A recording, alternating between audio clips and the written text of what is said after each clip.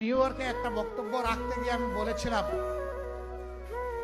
জামাতে ইসলামী যদি দেশ পরিচালনার সুযোগ পায়, কর্মজীবী মহিলাদের কর্মঘণ্টা 3 ঘন্টা কমিয়ে 5 ঘন্টা করা হবে।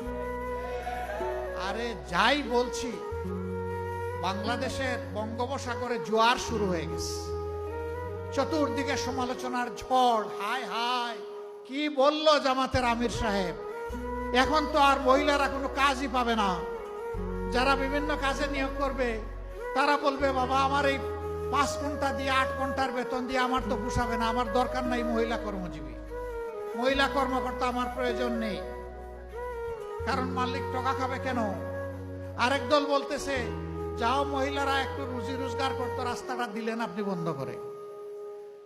ভাই, একদিনে সব কথা বলা যায় না, বিবেচনা না করে, চিন্তা না করে এই কথা বলি নাই। আপনি কি আরেকটা মিটিংয়ে একজন প্রশ্ন করছে ভার্জিনিয়ায়, যে আপনি বলেছেন মহিলাদের কর্মঘণ্টা কমিয়ে দেবেন, এটা কি বৈষম্য না?